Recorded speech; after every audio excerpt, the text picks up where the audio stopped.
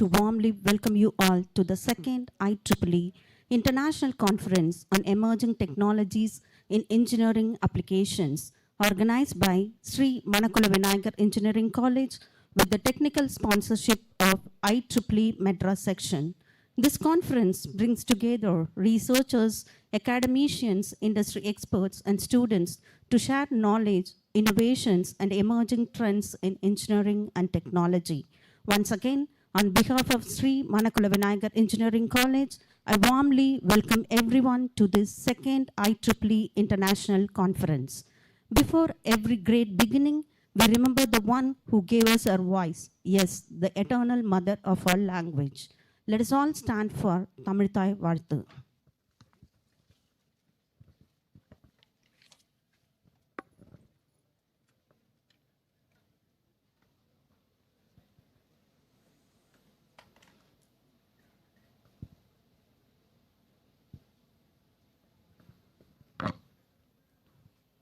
வாழ்வினில் செம்மையை செய்பவள் நீயே, மாண்புகள் நீயே, என் தமிழ் தாயே, வீழ்வாறு வீழாது காப்பவள் நீயே, வீரனின் வீரமும் வெற்றியும் நீயே, தாண்டிடு நிலையினில் உனை விடுப்பேனோ, தமிழ் என் நாளும் தலை குனிவேனோ, சூழ்ந்தின்பம் நல்கிடும் பைந்தமிழன்னாய் தோன்றுடல் நீ உயிர் நான் மறப்பேனோ, செந்தமிழே உயிரே நருந்தேனே, செயலினை மூச்சினை உனக்களித்தேனே, நைந்தாயனில் நைந்து போகுமென் வாழ்வு, நன்னிலை உனக்கெனில் எனக்கும் தானே, முந்திய நாளினில் அறிவுமில்லாது மொய்த்தனன் மனிதராம் புதுப்புனல் மீது செந்தாமரை காடு உத்தது போல செழித்த என் தமிழே ஒளியே வாழி, செழித்த என் தமிழே ஒளியே வாழி, செழித்த என் தமிழே ஒளியே வாழி. Let us continue standing for SMVEC anthem.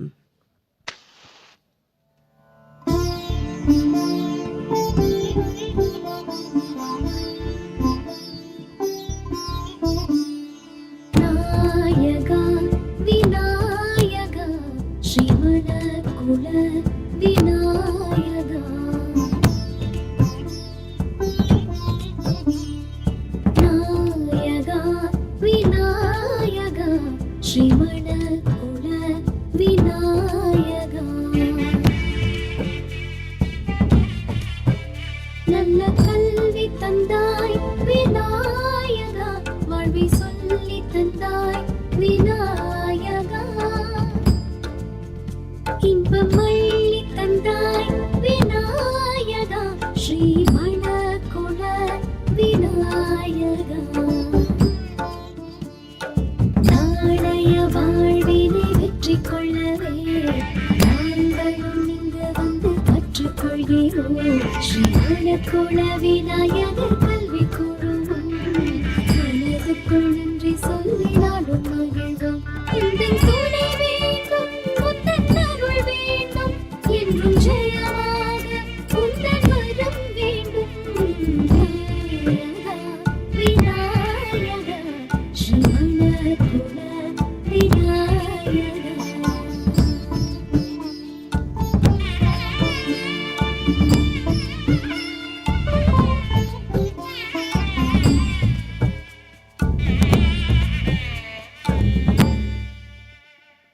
Please be seated. Let's begin this celebration with a performance that welcomes you with elegance and energy. May I invite Dharani and team from ECE department to perform the welcome dance.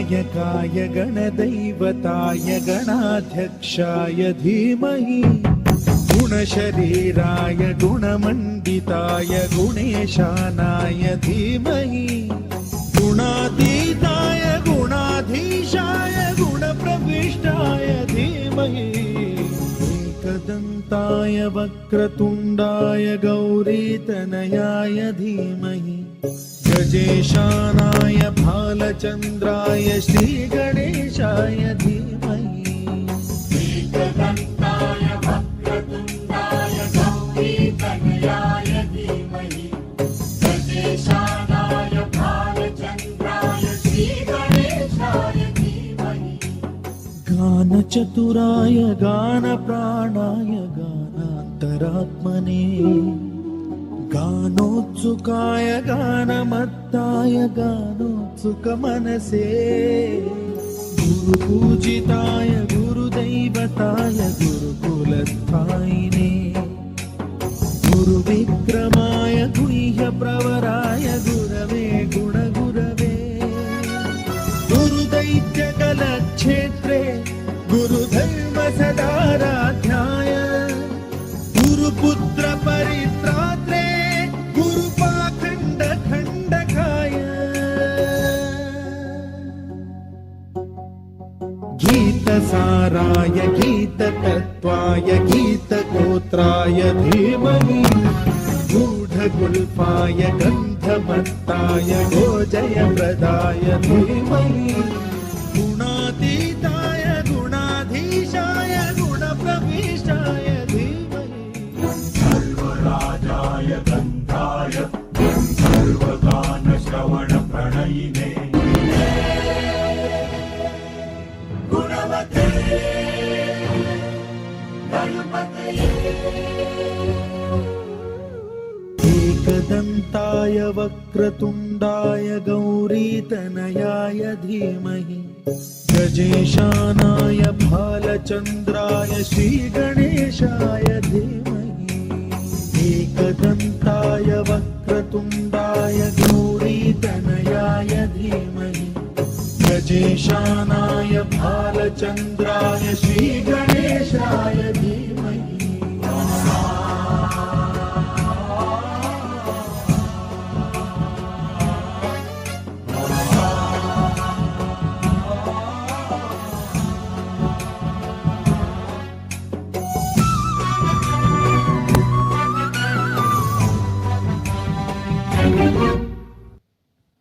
Thank you, girls, for your stunning performance.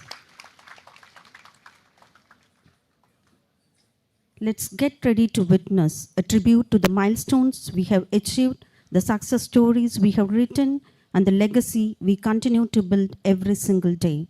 A visual tribute to excellence.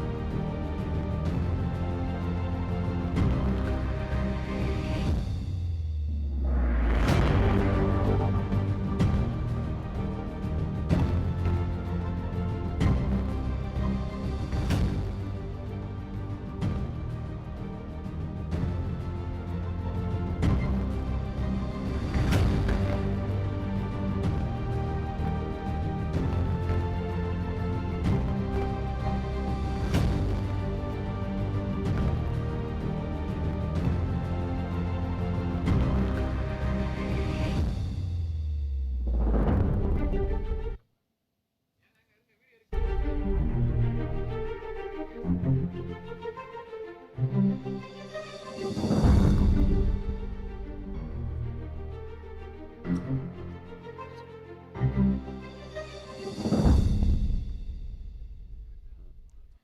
you, team, for the captivating presentation.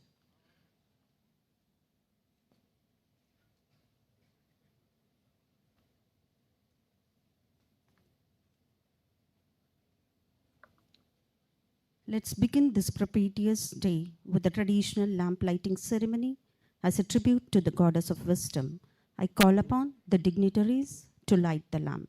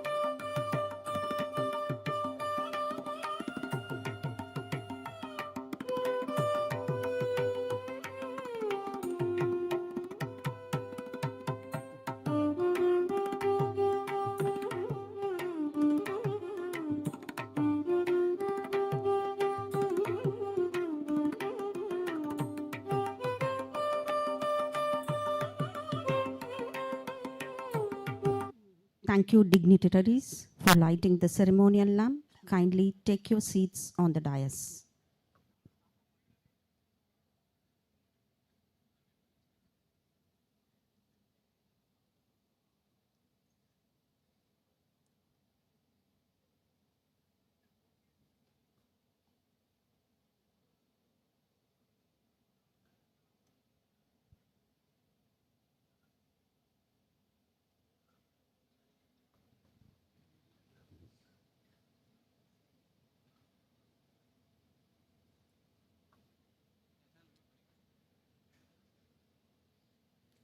Let us now visualize the AV of our Director cum Principal, Dr. V.S.K. Venkatachalapathy sir, before his welcome address.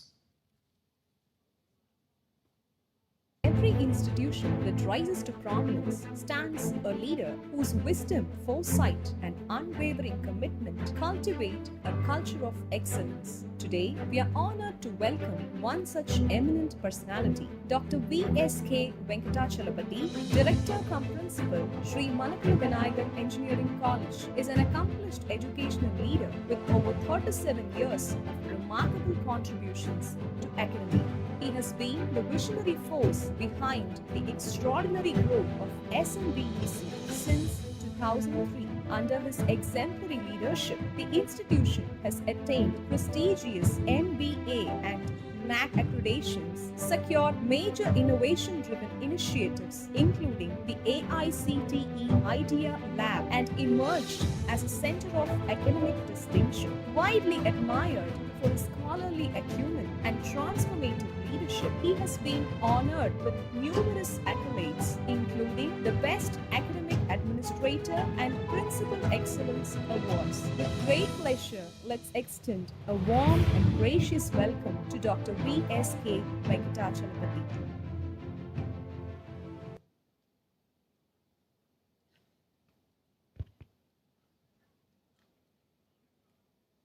Good morning to all of you. The dignitaries, distinguished guests, researchers, academicians, faculty members, participants, and dear students, a warm and a pleasant good morning to all of you. It's a great honor and privilege to welcome all of you to the inaugural ceremony of second IEEE International Conference on Emerging Technologies in Engineering Applications. Normally we used to call it as a ICETEA 2026, organized by Manakula Vinayagar Engineering College with a technical sponsorship of IEEE Madras section.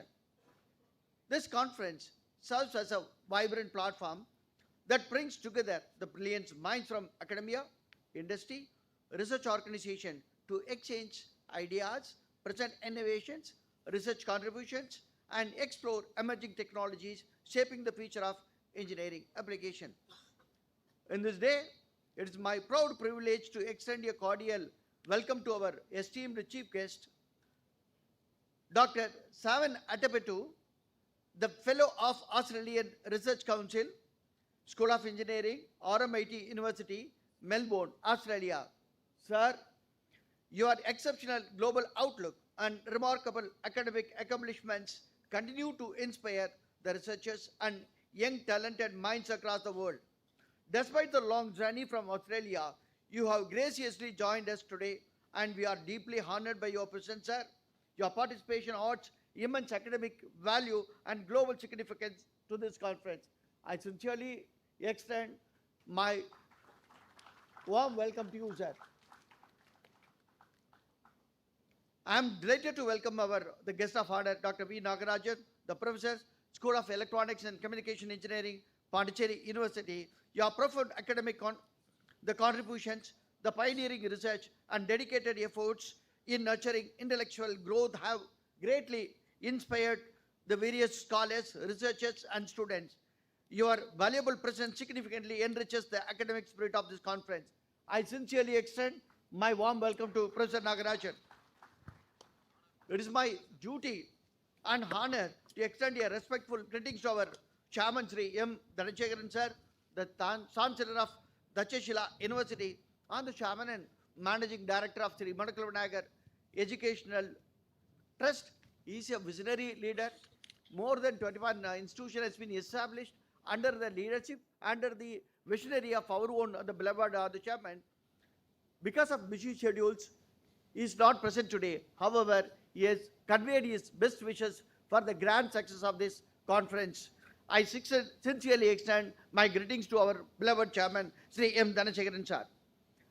I take this opportunity to acknowledge and welcome the young mind and the dynamic force behind us, Sri D. Rajarajan, the Treasurer, Sri Manakula Vinayagar Educational Trust. Sir, your youthful and inspiring ideas strongly resonate with our students. Your continuous support and encouragement have greatly contributed to the successful organization of various student-centric events, enhancing the students' enhancements and contributing significantly to the vibrant campus environment. I sincerely and welcome to you, sir.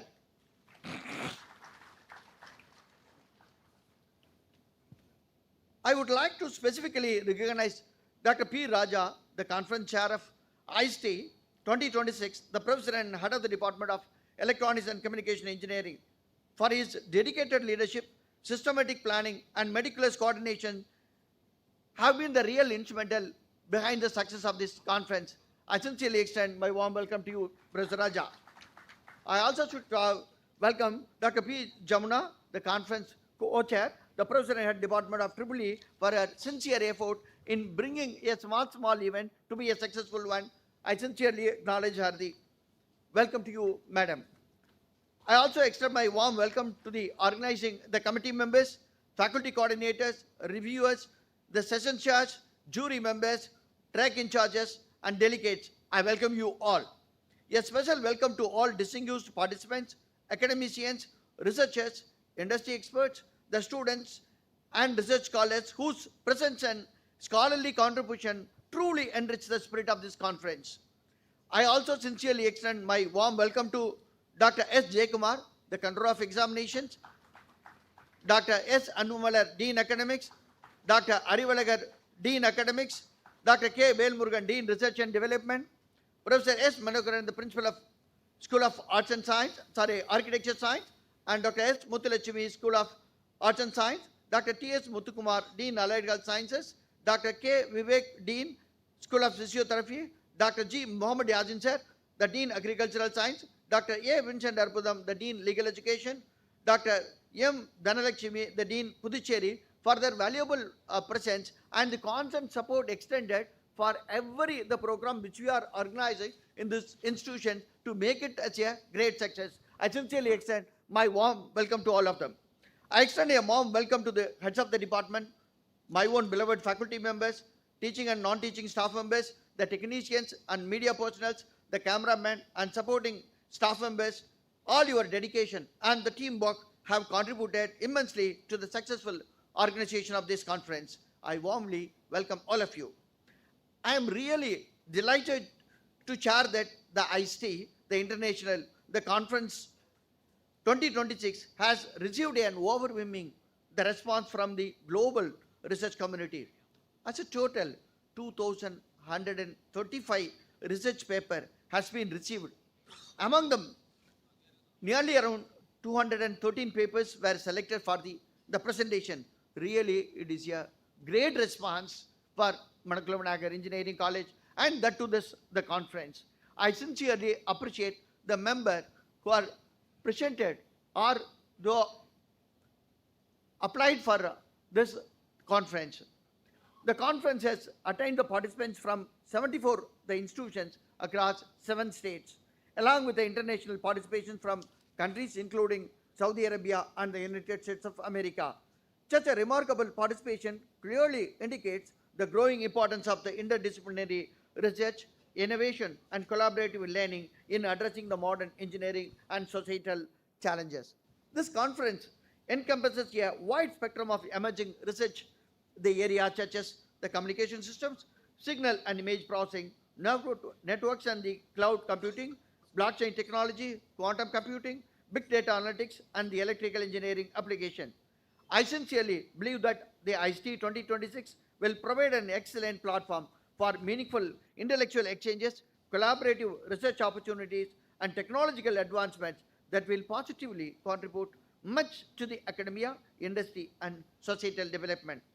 May this conference inspire the innovative thinking, strengthen the global collaboration, and contribute towards the building a sustainable and technological empowered future. Once again, I extend my best wishes to everyone gathered here for highly successful, productive, and enriching conference experience. Thank you one and all gathered here. Thanks for the opportunity. Thank you, sir, for your warm and gracious welcome. It's time to honor the dignitaries on the dais. May I invite our treasurer, Sri D. Nagarajan, sir, to honor our chief guest, Dr. Saman Atapattu, sir, Australian Research Council Fellow, School of Engineering at RMIT University, Melbourne, Australia.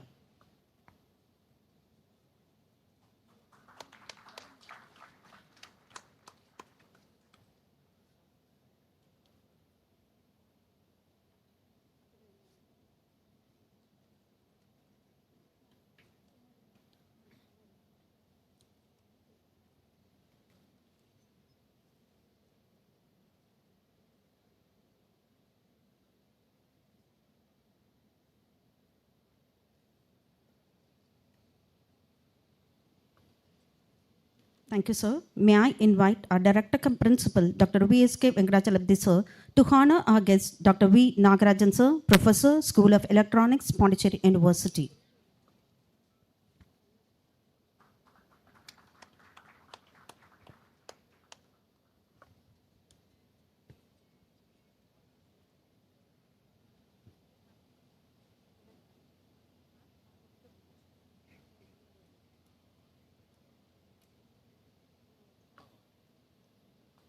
Thank you, sir. May I invite Dr. P. Raja, sir, Professor and Head, Department of ECE, to honor our Treasurer, Sri D. Rajarajan, sir, Sri Manakula Vinayagar Educational Trust.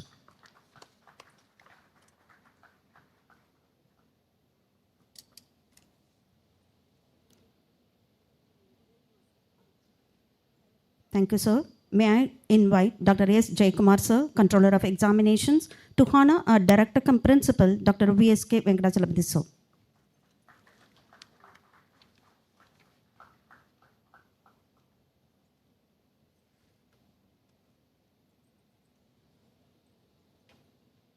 Thank you, sir. Please be seated. Research is the heartbeat of academic excellence and international collaboration, its true strength. May I now invite Dr. S. Anbumala, Dean Academics, to present an overview of this prestigious conference.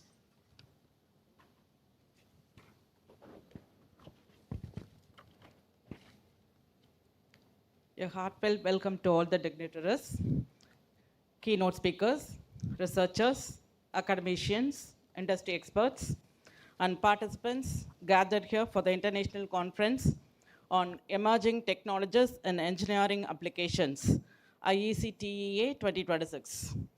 It reflects the rapid growth of scientific research and technological innovation taking place in India and across the globe. As a premier international platform, the conference brings together scholars, researchers, and professionals from diverse disciplines to exchange ideas, foster collaborations, and present advanced developments in emerging engineering technologies.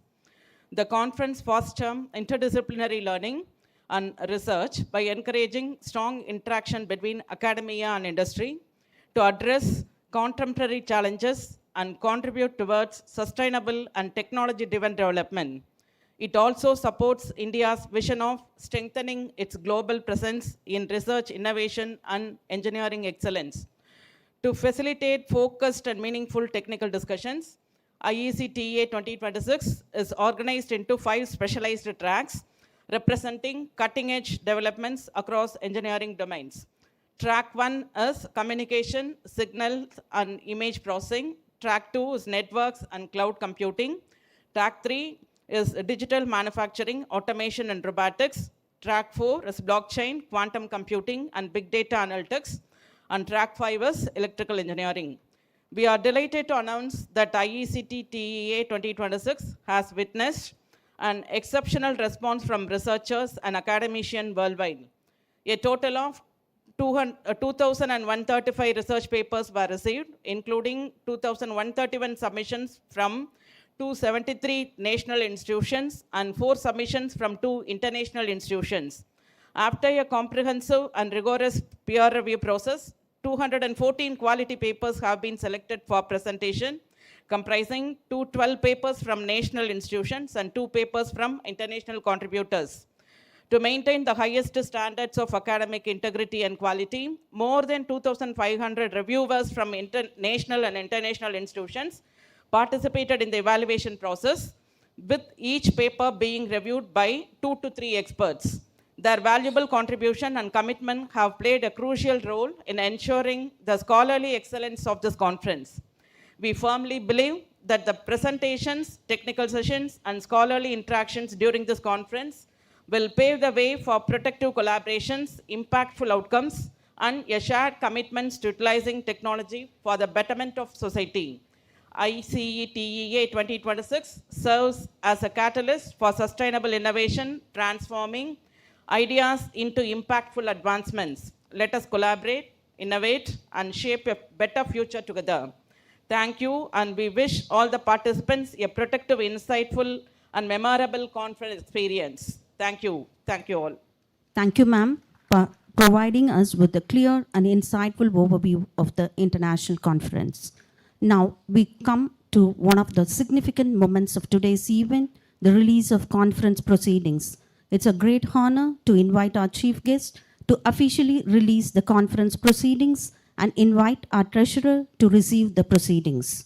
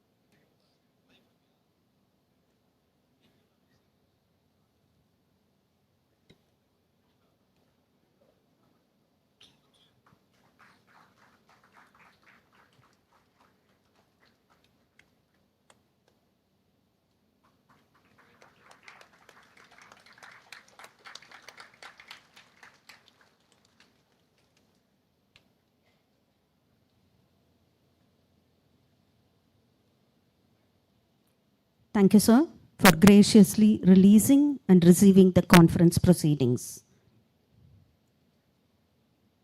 Before we invite him to deliver the presidential address, let us take a moment to witness a video tribute of our treasurer, Sri D. Rajarajan, sir.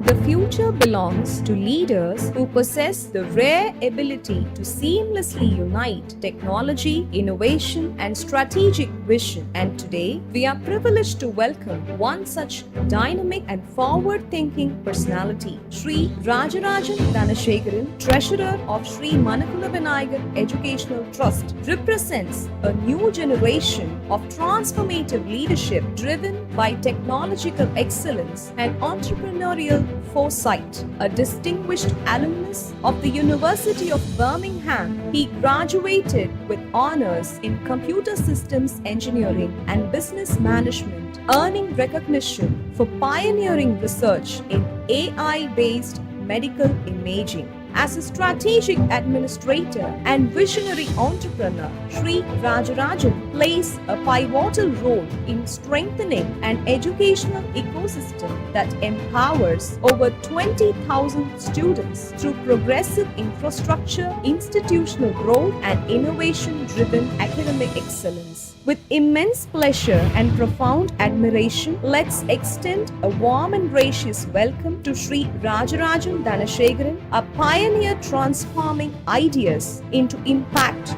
through innovation.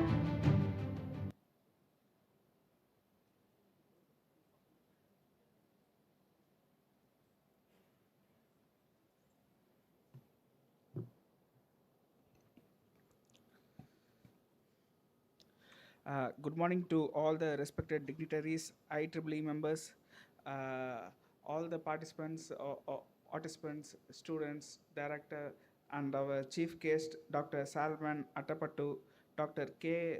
Porkumaran, Vice Chair, and Dr. B. Nagarajan, our guest of honor, and all our HODs, staffs, and all the team. I would like to extend a warm and welcome to each and every one of you. So first of all, we are so glad and happy to host this conference second year in a row. So hopefully it will go really well. Yeah. So when I look at the engineering, one thing is very clear for me. Before, we are not living in a normal era that used to be like before. We are living in one of the fastest acceleration phase of technology in the entire human history.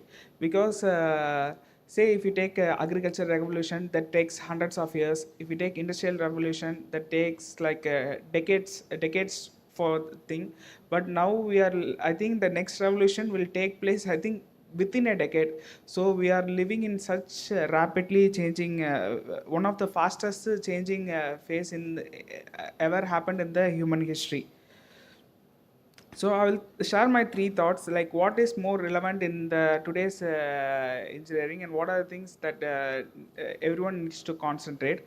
So the first thing is, before, like engineering happens in like huge companies. If you take like the company with like multinational presence and with huge infrastructure and great team and years of product experience, so that only the research or the engineering used to happen only in those type of institution. Today anybody with laptop and access to AI tools and cloud technologies, and like there are a lot of open source framework, so literally can build a product with those tools. However, I would compare like the previous thing to now. You can compare like how 20 years before or now, like it used to be like building a product is like used to be like building a highway. It is a long and tedious process. It takes years and years of like all the civil things that needs to be done. But nowadays engineering has become like more like a Lego blocks. So you just need to assemble the blocks and like to whatever product or whatever things that you're trying to solve. So it has it has become more modular and compared to before. So most people think that the technology has uh, gotten too powerful. The technology has gotten too powerful, but the main thing that I see is the main change that I am seeing is it has become more accessible. So that's how like the real revolution has usually happened. Now only the big corporation used to have the access to the technology. Now like or even the small teams, small individuals, students, small startup companies all have like the same powerful technologies that multinational companies have. So for example, these days you can see like I'm pretty sure like most of you are using, like you're already using AI for coding, you're already using AI for the research. There are a lot of simulation tools, and also like pretty much we can do like a startup over the weekend if you are focused in the things. So this is the main thing I would like to again emphasize. Before companies had power, now individual have power. So how the future? So the future belongs to the ones who can learn fast and adapt fast and execute fast. So these are only three things you have to keep in mind: adaptability, learning, and execution. So these things, if you can do it, how fast you can do all those three things, that's what will truly matter in today's day and age. Another major change is next major thing I would like to say. Uh, Before, like the engineering used to be like a domain specific. Say, for example, mechanical engineering means they have a deep expertise in the mechanical engineering. If it is a computer engineering means they have a deep expertise.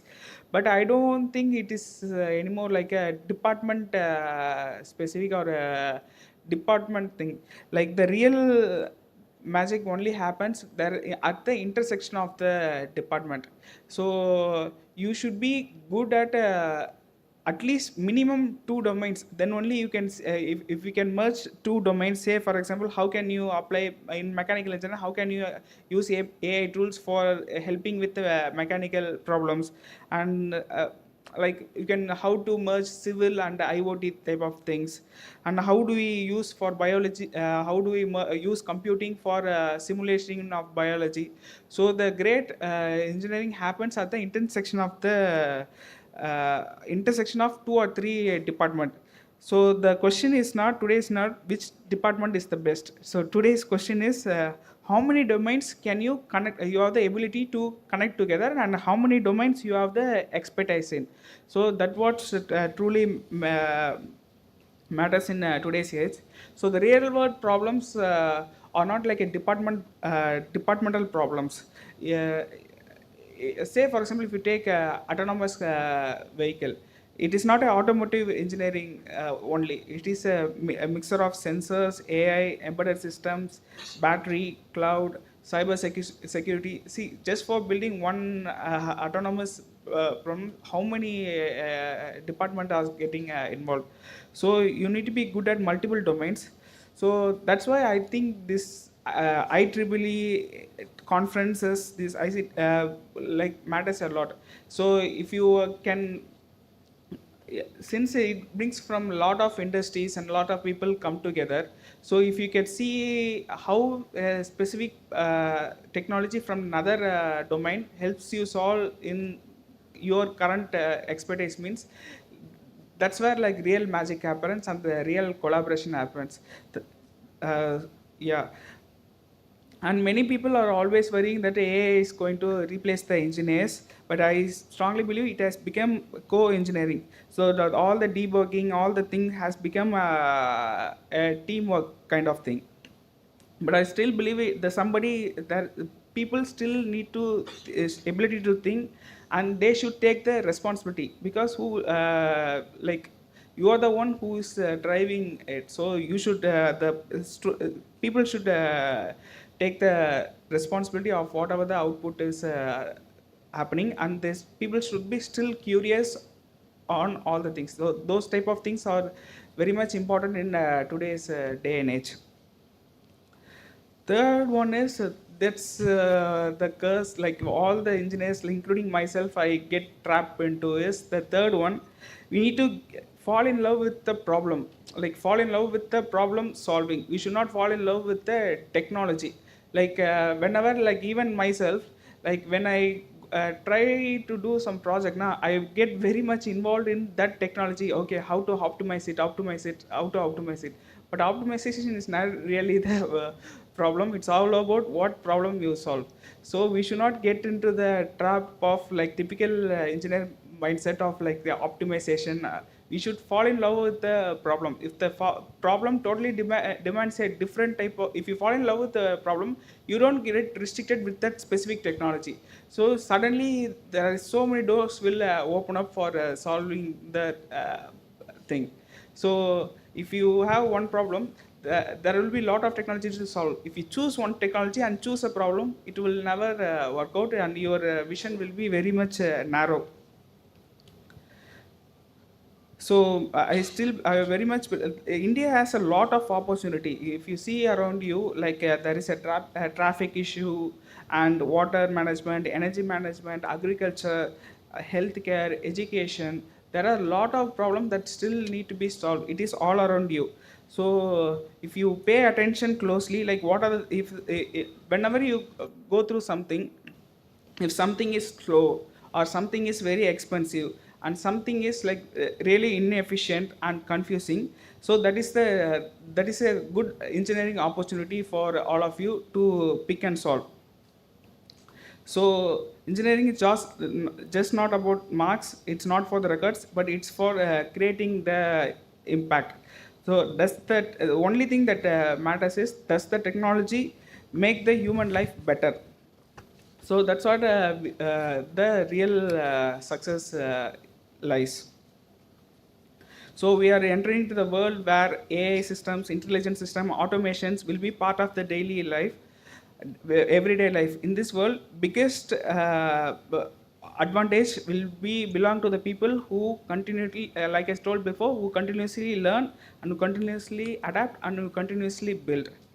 So today I truly believe this is a golden age of builders. So be curious and be curious on anything, and you don't keep on thinking, okay, whether this will work or that will. Just try it out and see whether it works or not. If you try it, you will know whether it works or not. If it doesn't work, you can choose another domain. It's as simple as that. So instead of thinking, start doing. And thank you for providing me this wonderful opportunity. Thank you. Thank you, sir, for your enlightening words.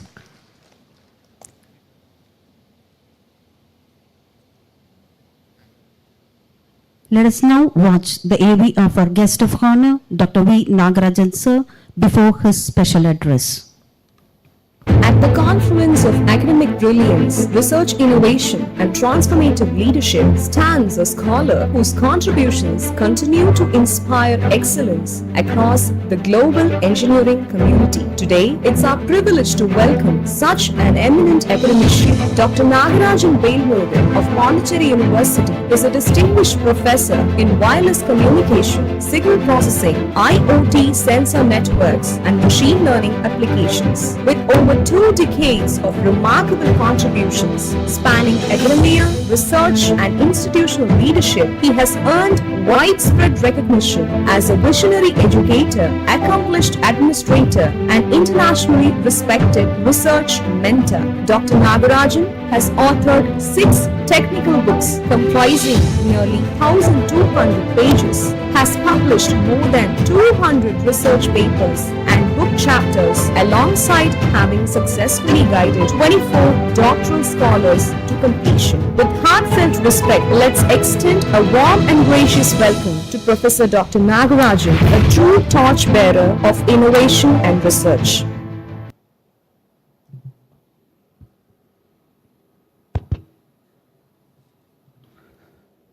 Om Shakti. Good morning to all. Respected Director cum Principal, Professor Dr. Venkatadipalli sir, and respected Treasurer Rajarajan sir, and beloved my friend HOD and conference chair, Dr. Raja, and respected dignitaries on and off the dais. Very good morning to all. It is my pleasure to stand before you for this happiest occasion of inaugurating the second IEEE International Conference at Sri Manakula Engineering College. So why we are conducting that IEEE International Conference? What is the need for IEEE International Conference? You think about it, the collaboration is very, very important. That is global collaborations, and interdisciplinary research is very important. And what are the technologies we are generating or we are cultivating, that all the technologies should be given to the human communities. So for that purpose only that IEEE has started. So IEEE started for giving the knowledge to the human. So that research has to be useful for that human life. So this motto only we are following, and for towards this motto only we are working. This IEEE International Conference is the correct platform for fulfilling the motto of IEEE. So this conference, what are the research papers we are submitting, and the young researchers and students and faculty members who are all submitting the papers in that IEEE conference. That conference, what are the topics or what are the problems you are discussing? That problems has to convert it into, that is idea. That idea is generally converted into data. That data has to convert it into technology. That technology has to convert it into real-time application. That is the motto for that IEEE International type of conference. So IEEE offers more advantages and more, it gives that more meaningful observations and meaningful thoughts to the researchers. So for example, whatever that research you are doing, you are not having that confident with that research now, you are submitting in that open forum, you can get the clear-cut idea from that IEEE conference relevant forum. For that is IEEE not only concentrating on that peculiar or facial topic, so it concentrates on multi-level signal processing, digital signal processing, image processing, VLSI, and artificial intelligence and IoT, so circuit, so many topics it covers. So that interdisciplinary research promotes more things, because that specific topic you are concentrating and you are writing that theoretical aspect, no, it will not usable. So what are the topics, what are the research you are publishing in that open forum, no? That combinedly, that interdisciplinary is various field, that coding part separate and the hardware part separate and writing part separate. You are combining together and working means we can make it in that real model. So that is the target for this type of conducting that conference. So for example, an IEEE, once they have published paper article in that IEEE relevant to that wireless communications and Bluetooth technologies and IEEE 802.11 standards, they have published only. After that, that is the article only, so that is they have submitted their idea. They have submitted their idea. After that, then further, they have taken that idea, they have converted into data. Then data into technology, the technology is converted into real-time application. So we are using IEEE 802.11. Okay, IEEE 802.11, that we are using in that wireless technology. At present we are using. And Bluetooth technology, what we are experiencing, we are using in our mobile also, we are generating hotspot, that and all, the generator, that submitted article is converted into real-time application. That is IEEE is mean for human life. So we are fulfilling the IEEE motto. So one more thing, while submitting the conference paper in IEEE, the conference presenter should be monitor one important things. One important thing is submitting paper means that plagiarization should be lesser than that 15%. 15% plagiarization you have to consider. And what are the papers, research article you are submitting, that paper should be in your own contributions. You can get help from your friends or any researchers. But so 60 or 70% should be in our own imagination and your own work, your own thoughts you have to submit. You have to explore it. You have to explore that concept and you have to give that little contributions. If that plagiarism is more than 15 or 20% means it will be monitored. So if it exceeds more, so once your paper is uploaded in that IEEE Explorer, 2 or 3 months or 1 year after also they will monitor. So it is exceeded, it exceeds the plagiarism content or other work you have copied and you have published, it will be listed in the blacklist. Blacklist means your industry, your institute and your working organization and your names also will be listed and it will be globally circulated. So see, whatever pride we are getting for publishing in IEEE Explorer, this thing you are doing means you will be getting that bad name. So before publishing that paper and whatever, so that paper has been selected, we are submitting the paper and presenting, okay, this is good. We are getting that that one paper is added into our list, so we will be recognized. Don't think like that. So everything will be monitored and you have to you have to stick on that what are the protocol IEEE is suggesting. Okay, this thing I would like to share it. And one more thing, so here that our directors and conference chair has pointed out 2000 paper they have received. That is a very appreciable one. Okay, so 2000 paper, out of 2000 papers, only 10% of paper only they have selected. That means around 200 papers only. That is, I congratulated management and the conference organizer for shortlisting and publishing that good paper. Give applause to the team, conference team, because 2000 paper, so maximum you can publish 300 paper also. Okay, whatever we are getting the permissions, 300 papers you can publish, but they stick on that 220. Only they are expecting that quality of the paper. So in this aspect only they are concentrating this one, and that scrutinizing very, very difficult for from that 2000 articles. Okay, 2000 articles they have started 2020 papers and various countries and so many in and around the surrounding Indians universities also submitted the papers. And how, see, first conference they have organized, last year they have organized first conference. Within this 1 year, they are receiving the 2000 papers, means how efficiently and quality they are conducting. This is the evidence for them for receiving this type of conference papers. And IEEE, so many applications and so many things are available.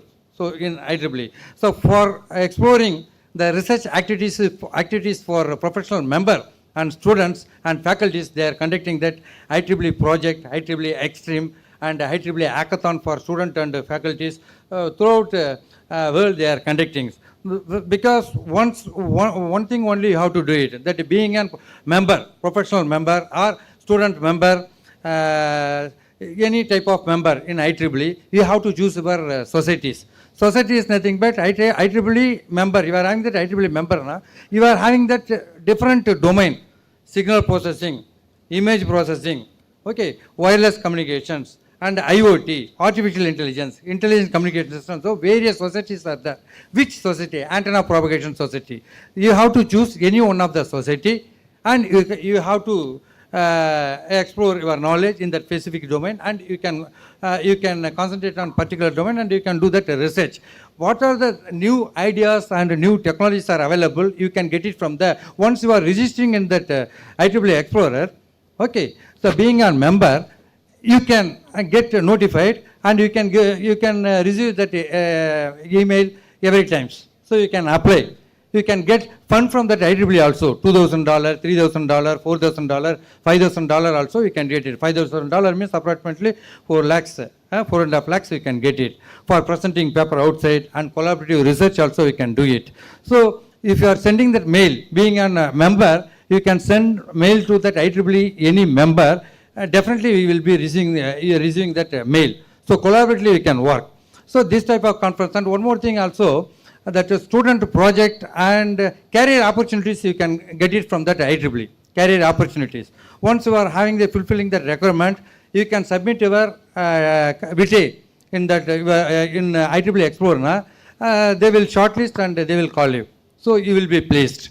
So and one more thing, that global project submissions will be there. You are submitting your project and your project is good now, definitely you will be getting that good job. This type of things are available that IEEE Professional Society.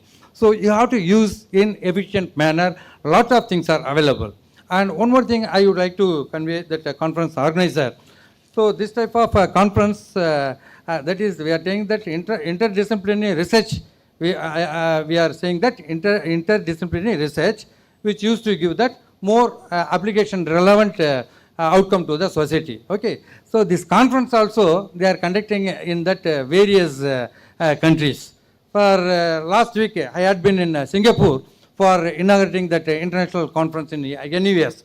They are collaboratively conducting the conference, that is Indian universities and other country universities are collaboratively conducting the conference in other places also. So that Manakula Engineering College also can conduct their conference in Singapore and Australia, any places. That process also available. Okay, that process also available. So the same times they can conduct in Manakula College, and there all staffs can go to Singapore or Australia or any places they can go and they can conduct it. So we have to get permission from that IEEE Madras section. The Madras sections will give. Okay, you have to get that NOC only. Okay, NOC, that is the easy procedures. So 3 days, 4 days they have conducted in NUS. That is SRM University conducted one international conference in Singapore. That also third and fourth conference also you can conduct in that Singapore for global recognition of that institute. So SRM, that is the particular university is exploring their availability and resources to that globally. That students also come here, and our students also go there, and they can enjoy the resources, what are the resources are available in the market and real-time environment. And some of the features for conducting the conference I would like to highlight in that IEEE, the advantage of attending this IEEE conference, which enhances technical knowledge and research exposure, that provides opportunities to present research papers, not only research papers, it helps in networking with the researchers and industry experts. So industry institute interactions, that is very, very important. So what are that we are learning now, so it has to implement it and it has to integrate it with the industries.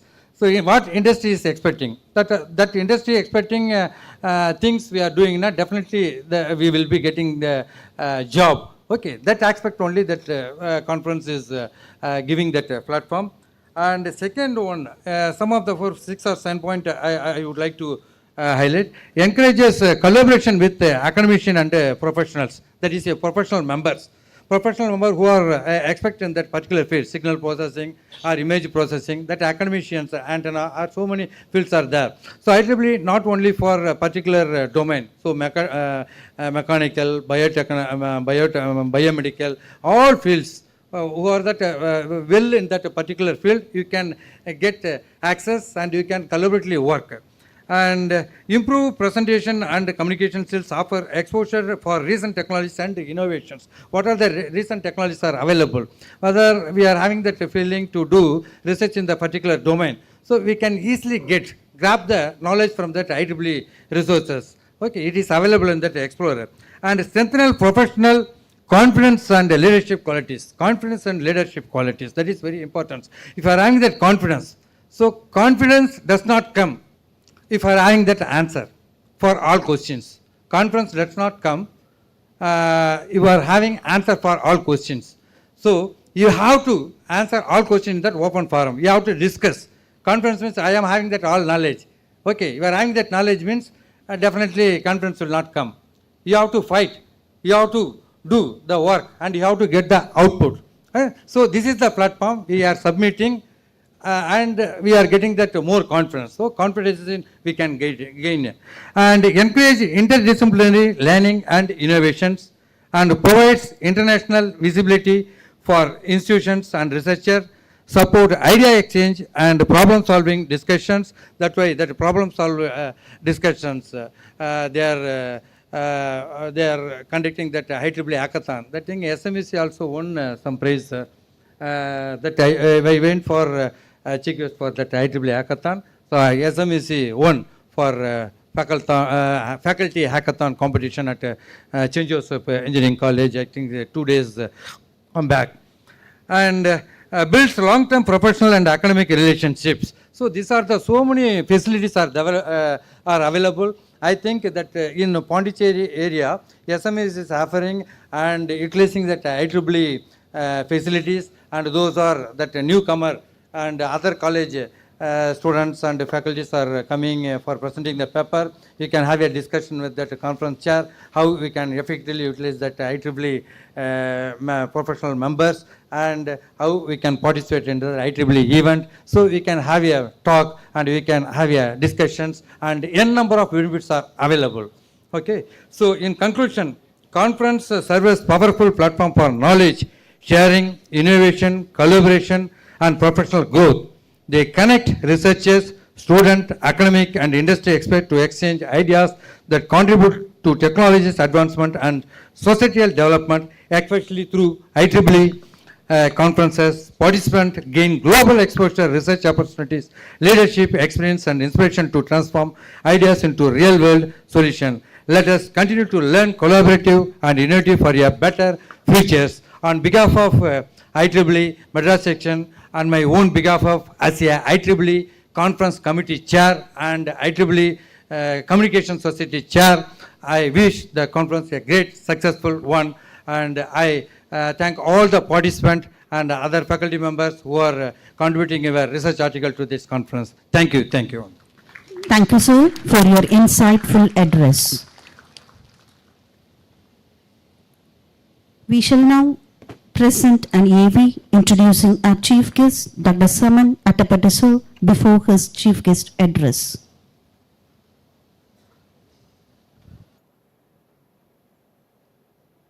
Whose research continues to redefine the future of communication technologies. And today, this prestigious gathering is deeply privileged to be graced by one such eminent personality. It's with immense honor that we welcome Dr. Saman Atapattu, ARC Future Fellow in the Department of Electrical and Electronic Engineering, School of Engineering at RMIT University, Australia. Internationally recognized for his pioneering contributions to next generation 6G wireless technologies, Dr. Saman established himself as a leading authority in communication theory, information theory, and intelligent wireless systems. Recognized among Stanford and elsewhere's world top 2% scientists. In 2025, Dr. Saman is a distinguished international speaker and a globally respected research leader with numerous high-impact SCI journal publications. Today's gathering is truly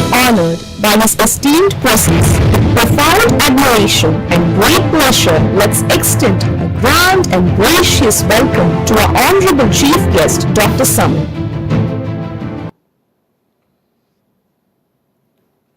Okay, respected organizers, faculty members, researchers, students, industry representatives, and invited guests, good morning to you all. It is truly a great pleasure and honor to join you today at the International Conference of Emerging Technologies in Engineering Application, so-called ICETEA. It's a very cool name, right? I would like to sincerely thank the organization committee, the management of Sri Manakula Vinayagar Engineering College, and all conference chairs and volunteers for the kind invitation and warm Indian hospitality.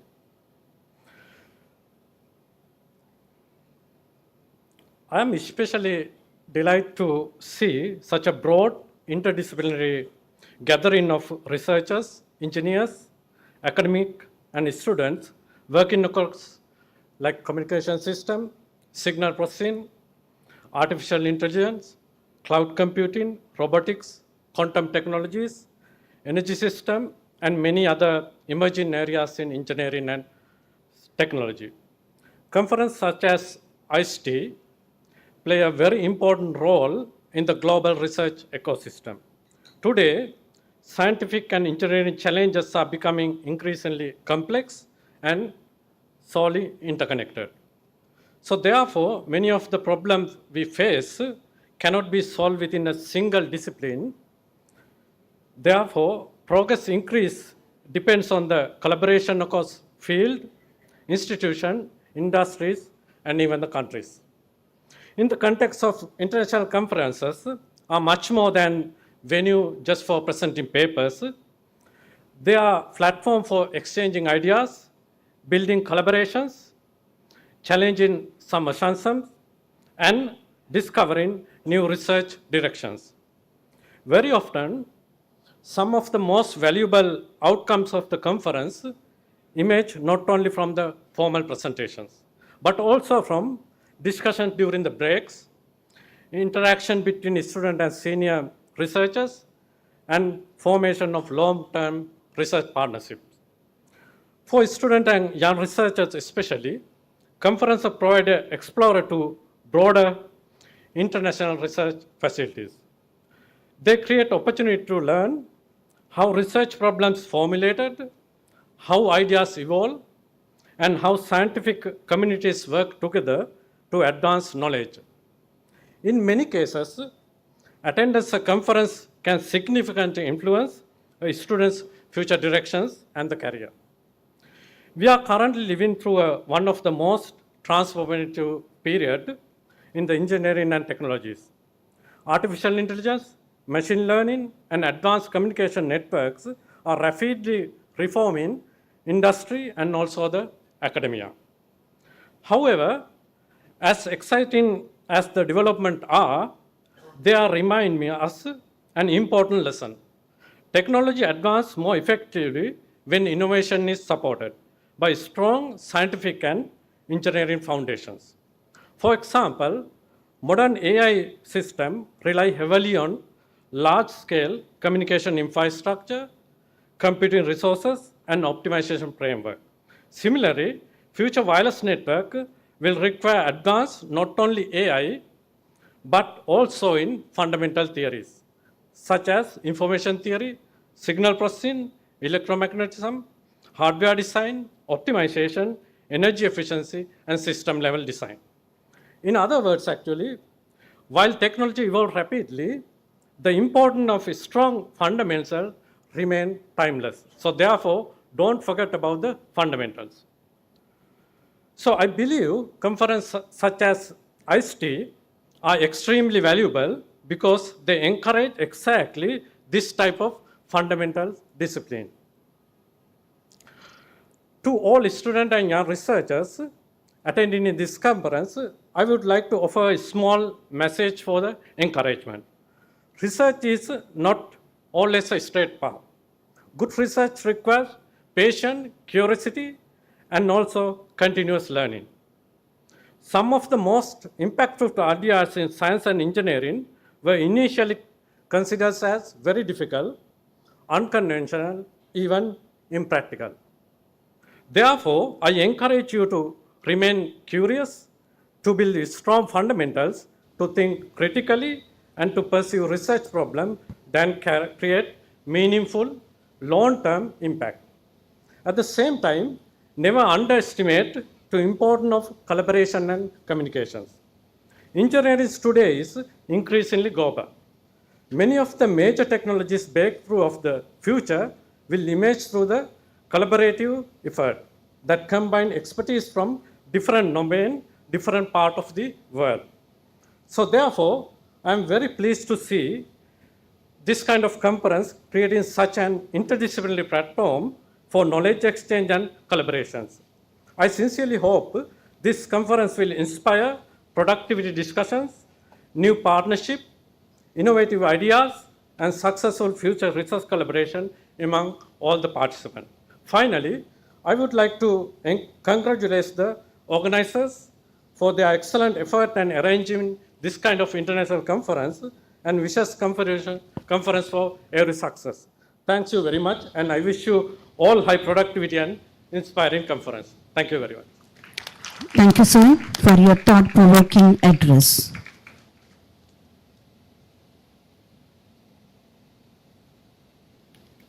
As we draw closer to the conclusion of this memorable gathering, may I invite Dr. P. Raja, sir, Professor and Head, Department of ECE, to deliver the gratitude note. Good morning to one and all presents here. It is indeed a significant moment for me to extend a heartfelt thanks on the occasion of the second International Conference on Emerging Technologies in Engineering Applications, ICETEA 2026. The cutting-edge technologies such as artificial intelligence, 6G, Internet of Things, cloud computing, quantum computing, and fuel cells, etc. These innovations transforming our way of life and reshaping the future. As engineers and researchers, it is our responsible to explore these technologies by investigate their beneficiary, addressing their challenges, and predicting their future upgrades for the betterment of the society. This conference serves a platform bringing all the researchers, academicians, and industry professionals together to exchange knowledge to address the real-world problems, solutions that will not only push the academic boundaries but also benefit for the global community. I would like to express my deepest gratitude for our chief guest, Dr. Saman Atapattu, Australian Research Council Fellow, School of Engineering, RMIT University, Melbourne, Australia. Sir, your inspiring words have truly extended our prospects and encouraged us to embrace the global perspective. We are deeply honored by your presence and the invaluable insights shared in this conference. Thank you, sir.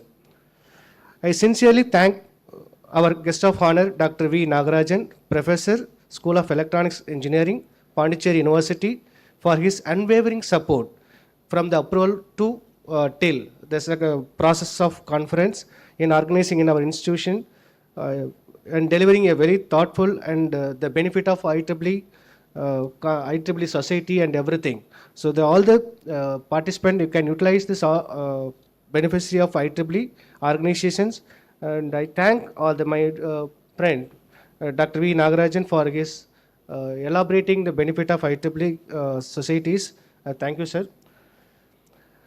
Our special thanks to our Sri M. Dhanasekaran, sir, Chairman and Managing Director, SMEs Trust, for his visionary leadership on governing over this conference. He is not able to attend present physically for this conference due to his preoccupied schedule.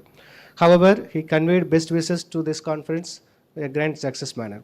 I extend my heartfelt thanks to Sri D. Rajarajan, Treasurer, SME Trust, for his gracing these occasions and a grateful approval for any kind of event which is organized in our institution.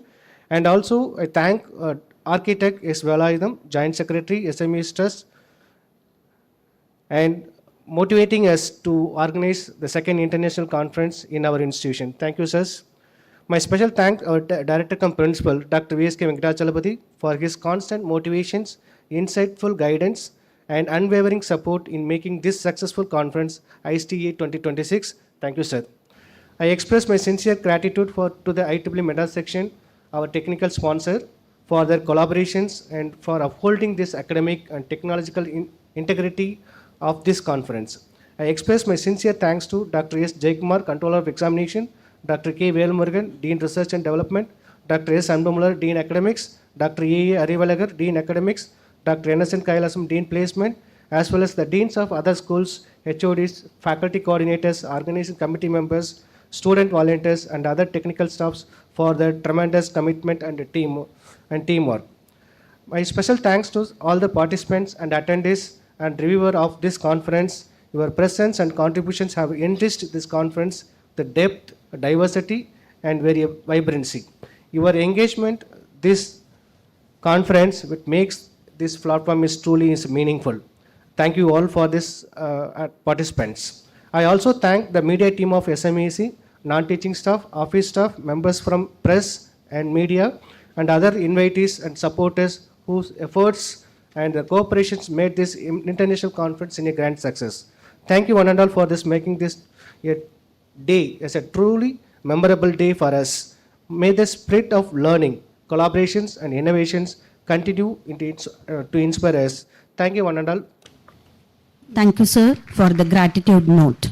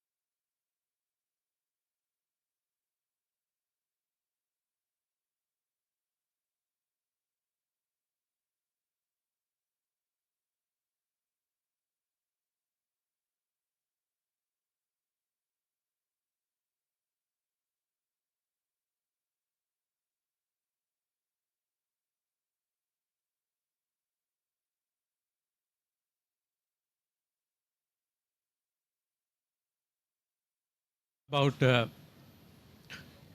kind of theory guided wireless design in the AI era. So this is more like a theoretical presentation, but not like a anti-AI presentation as well. So because currently we are in AI era, so that means we have like a lot of devices such as sensors, edge devices, vehicles, satellites, and robotics. So all these devices create some data, but the important thing is we have to move this data. So to movement of the data, we should have some better connectivity. So that's why AI doesn't really reduce the importance of wireless connectivity. It makes wireless infrastructure even more important. So therefore, AI basically depends on wireless, but wireless depends on the theory. So that is the rule of thumb. So therefore, AI will generate some data and wireless make the connectivity, and wireless connectivity realized by the theory. So therefore, future 6G system requires theoretical guided hybrid design. Here hybrid means theory plus AI kind algorithms. Okay? So therefore, the strongest future system will combine both approaches. The important word is the right way.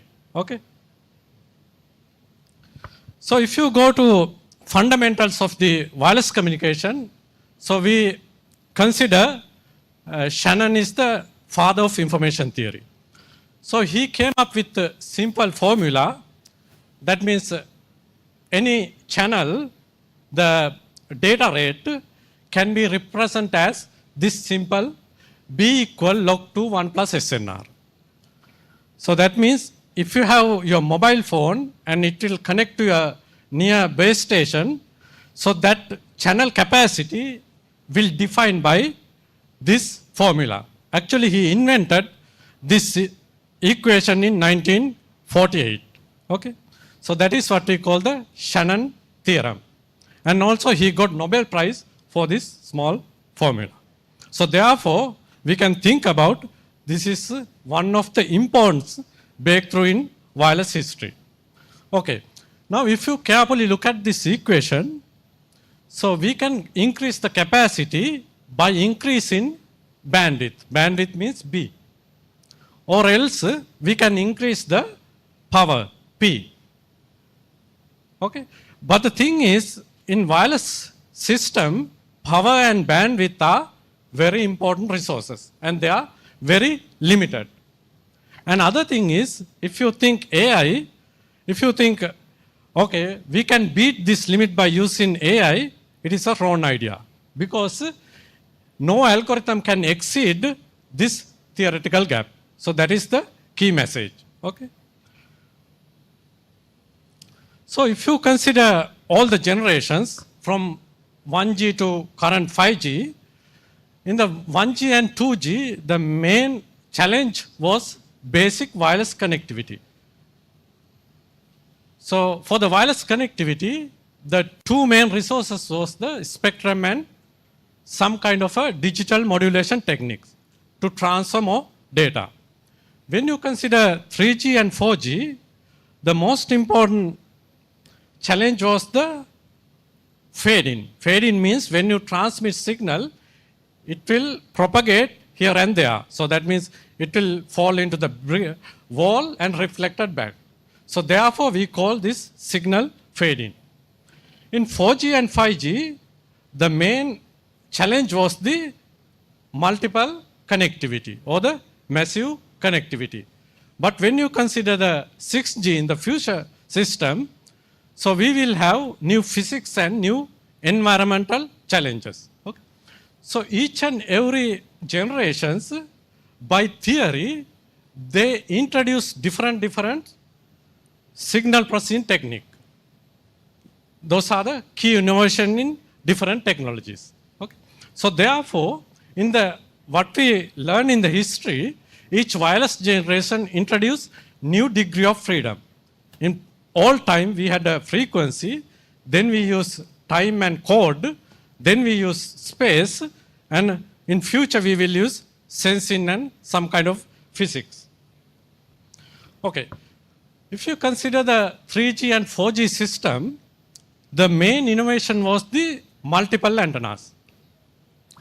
So we have the transmitter, they are TX, and at the receiver, you have not only single antenna, but you have multiple antennas.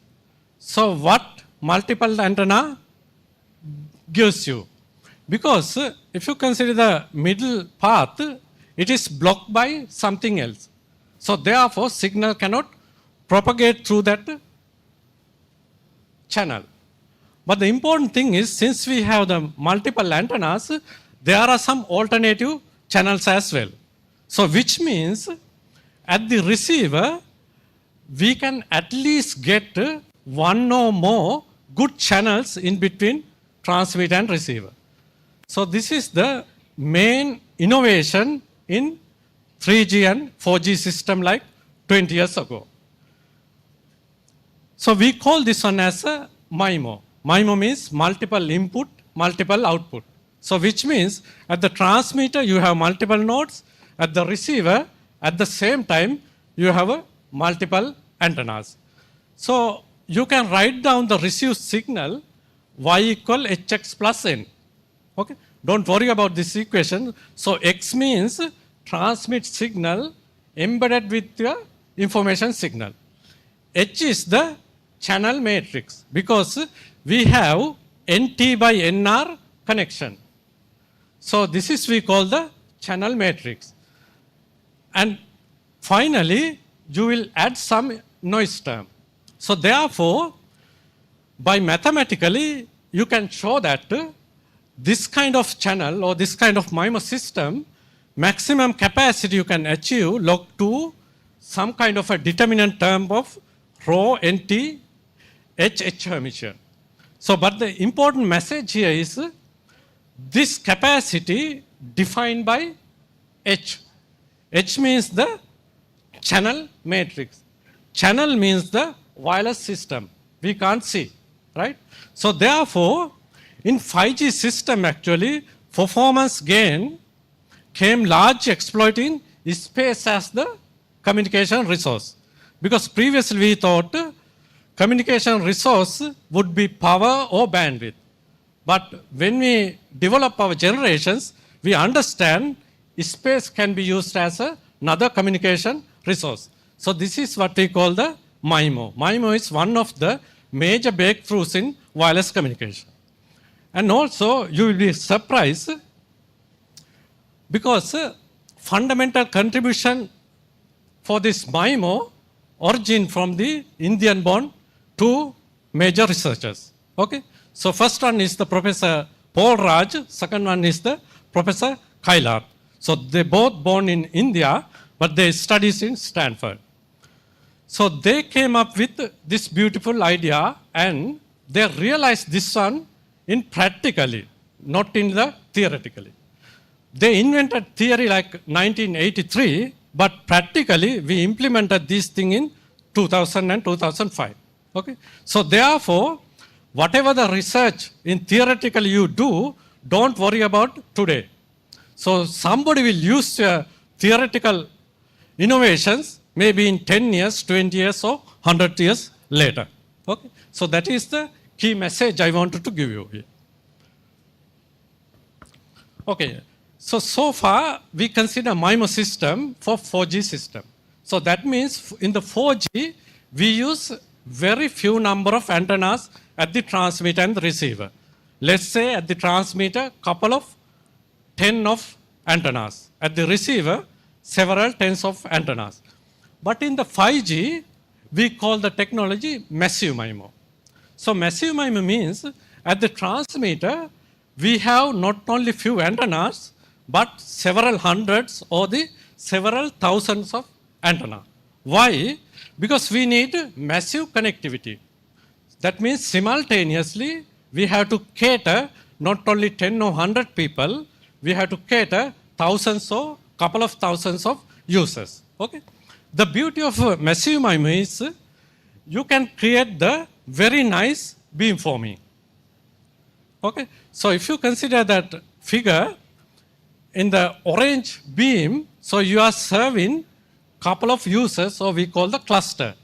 And the green one, you have another user or the couple of users. So by using massive MIMO, we can have beamforming technology.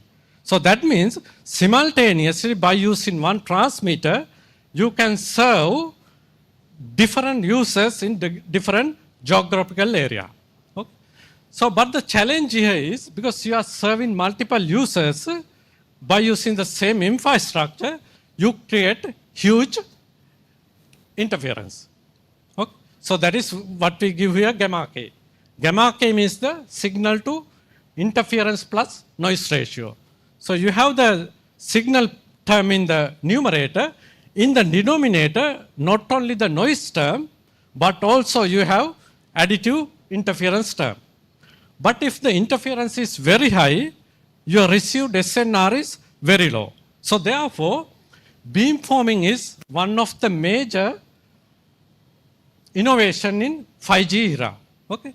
Because by using proper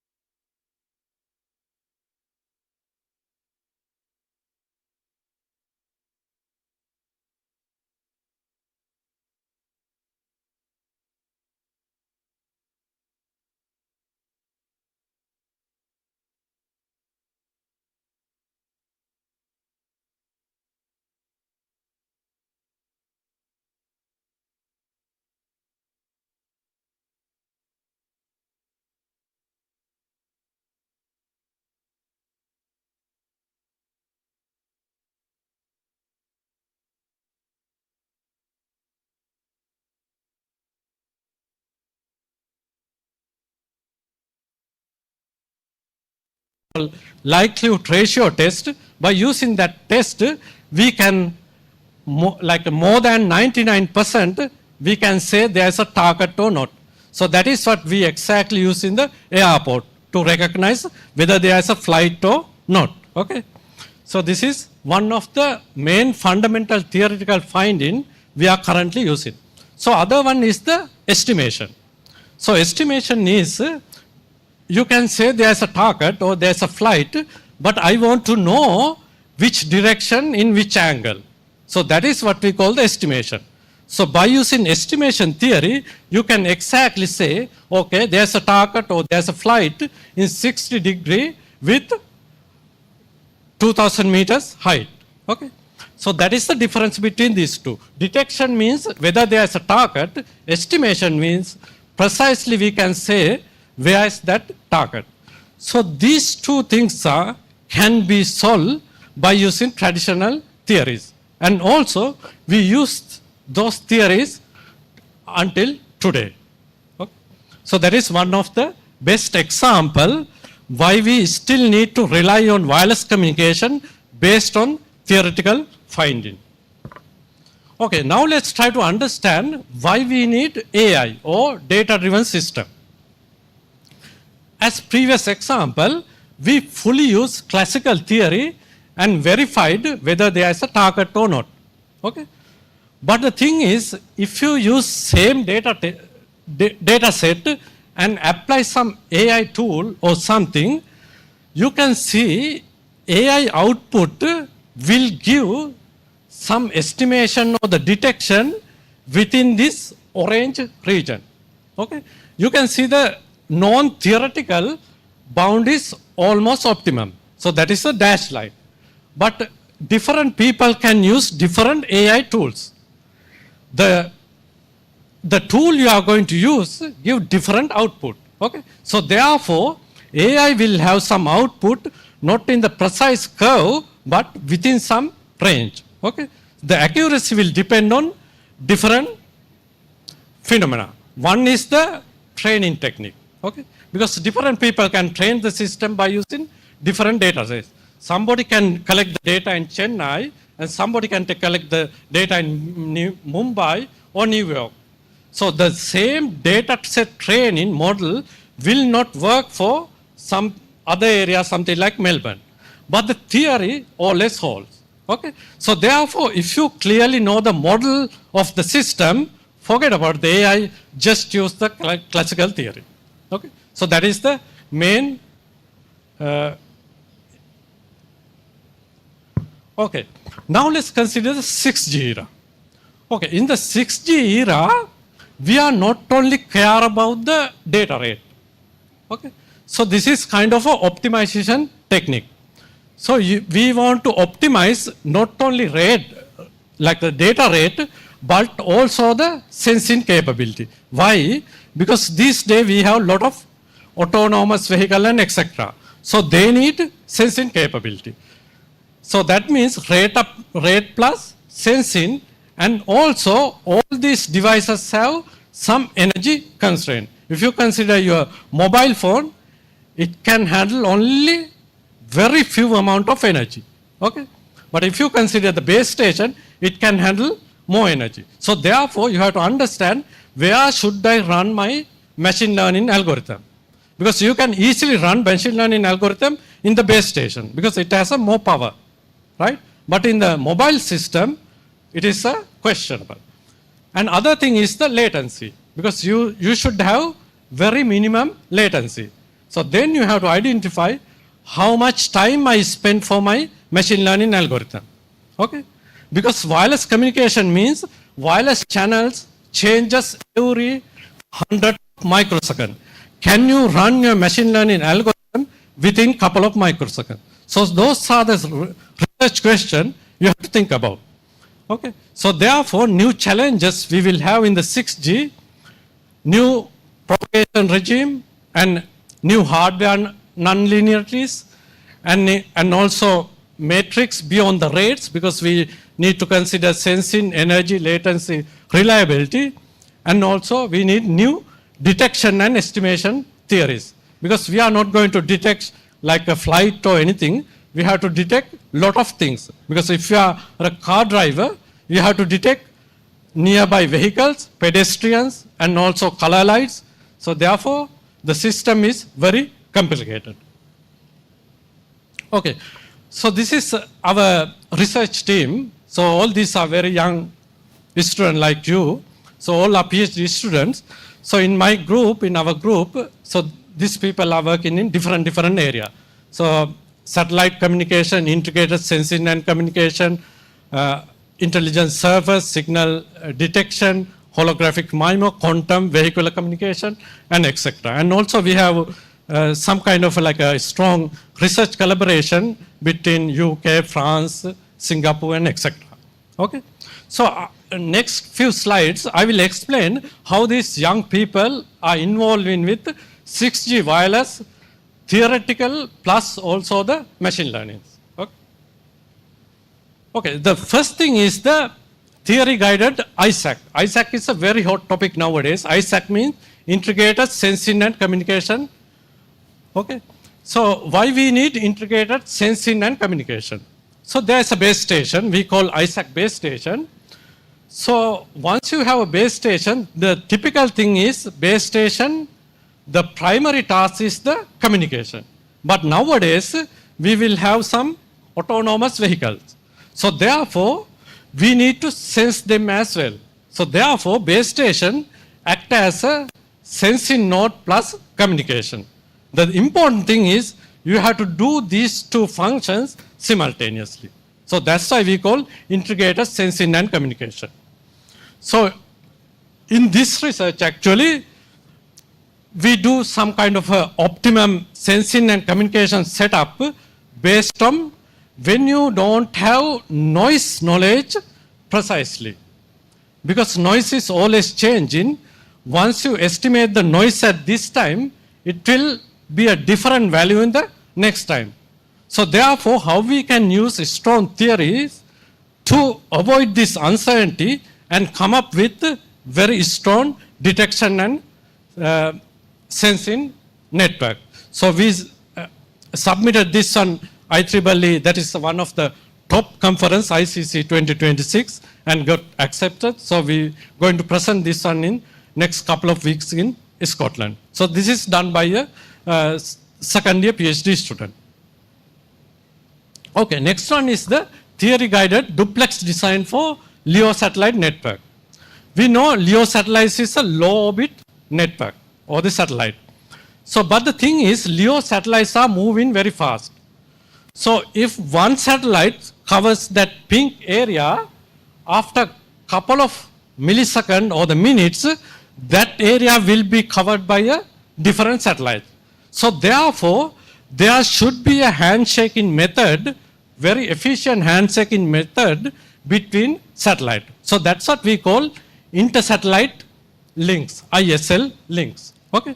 So in this research actually, by using signal processing, communication and wireless communication theories, we develop some kind of a flexible duplex technique to get the optimum data rate between user and the satellite link.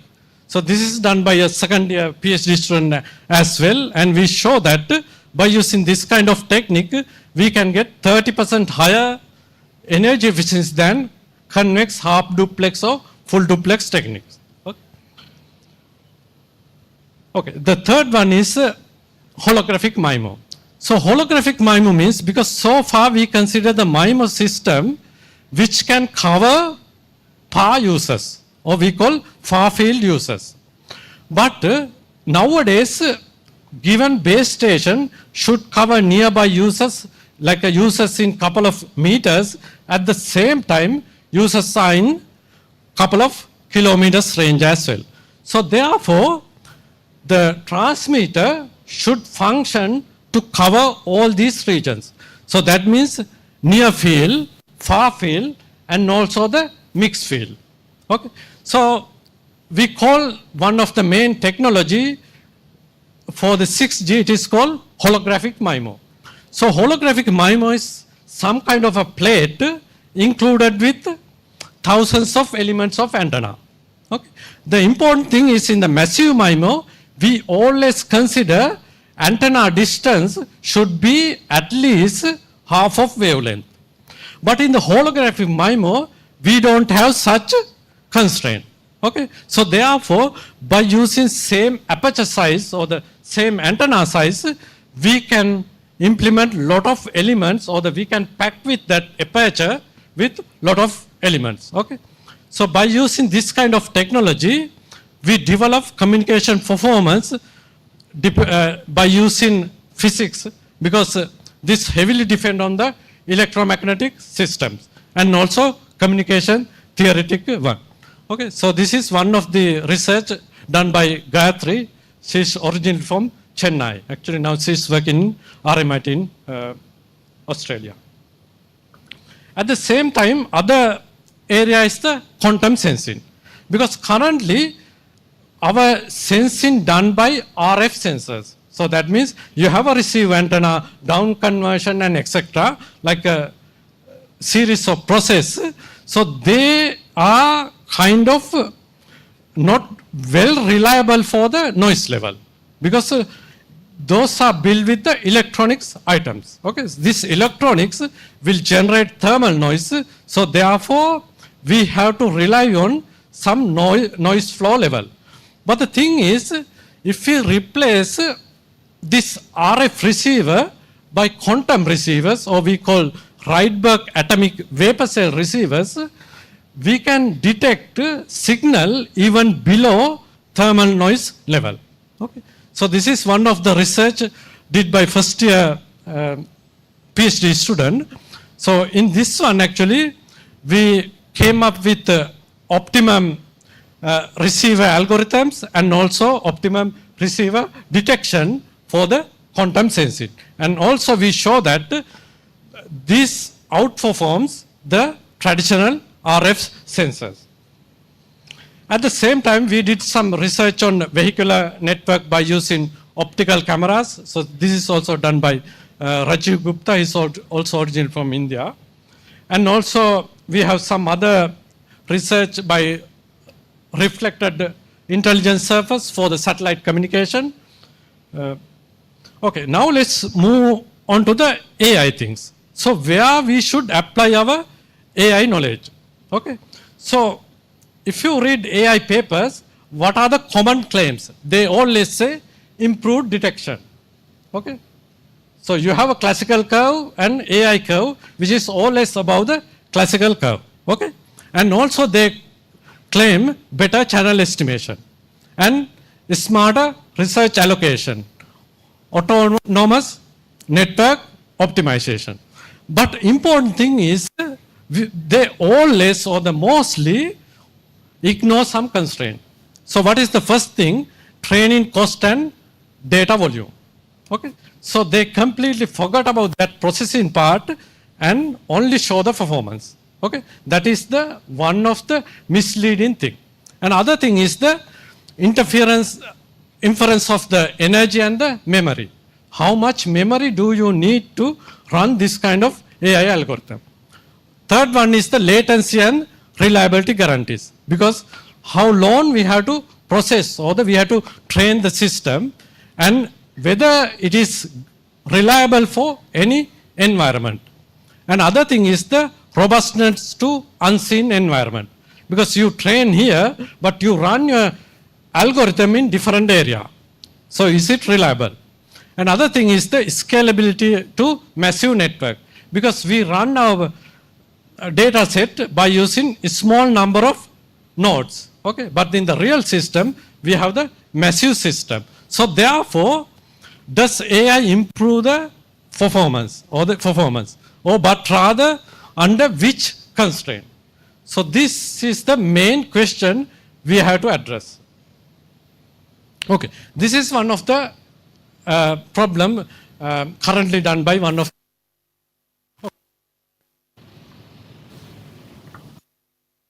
here what.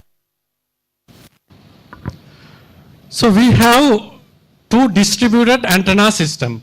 One is in the ground PG, other one is the sky, PS. Okay, so what we have to do, because in the communication environment, we have legitimate users or the authorized users. At the same time, there will be some unauthorized users because they are always try to use our resource. Okay, so that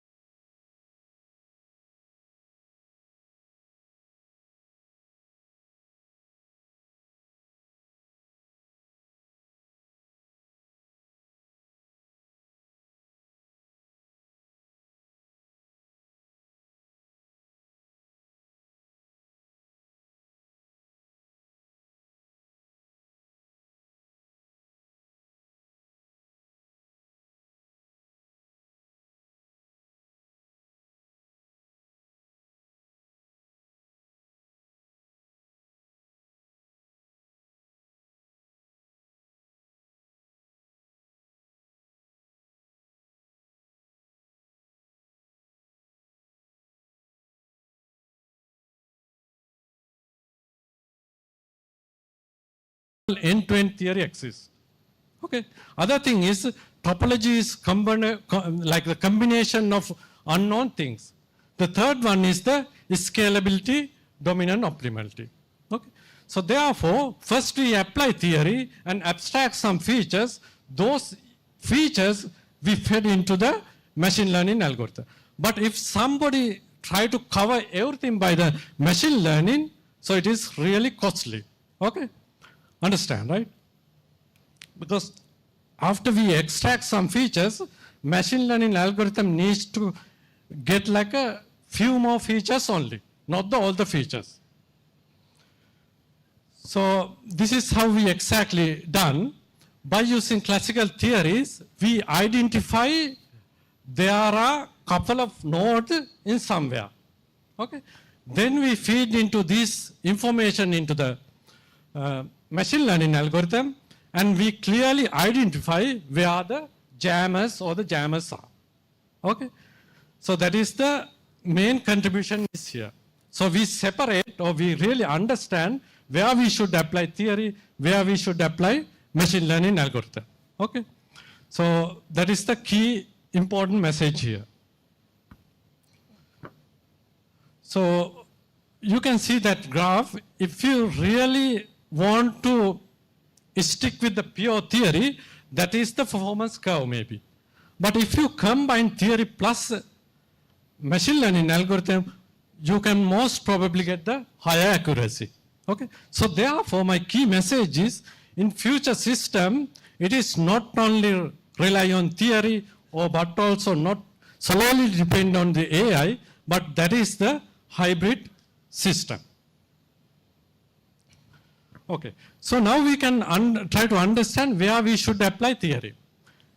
Some wireless function detection and decoding techniques, definitely we have to go through the theories, because we have to decode or detect the information within few microseconds.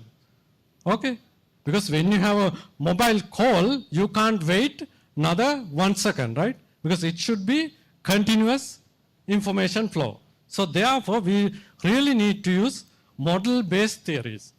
So second thing is the channel estimation.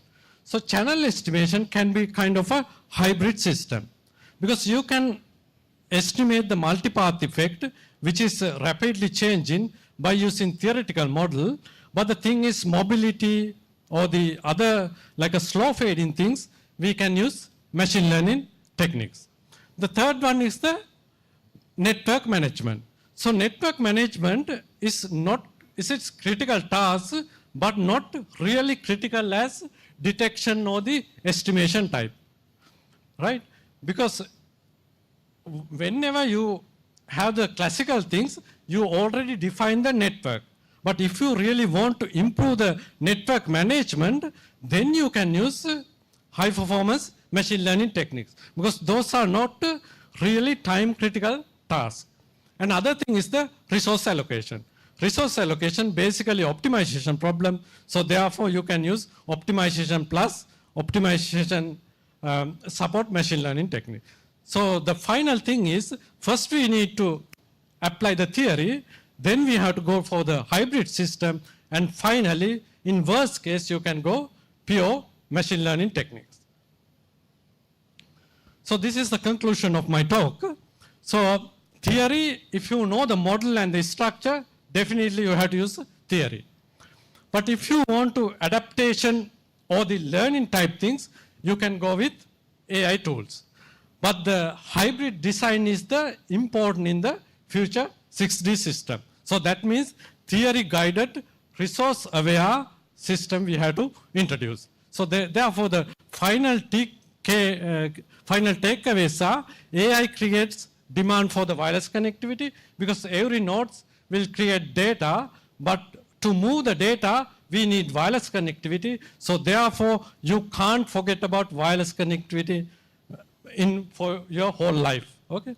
The second thing is wireless progress is still depend on the communication theory and signal processing. So therefore, future 6D system will combine theory, optimization, physics, and AI. So the future hybrid, not AI alone or not theory alone. So therefore, AI depends on the wireless depend on the theory will move your data. So finally, I want to thanks for and acknowledge basically the RMIT University for supporting these things, and Australian Research Council for supporting funding for all our research, and also Manakula Vinayagar Engineering College for supporting all these things, traveling and best hospitality during this time, and also the organization committee for their support and collaboration and everything. Thank you very much.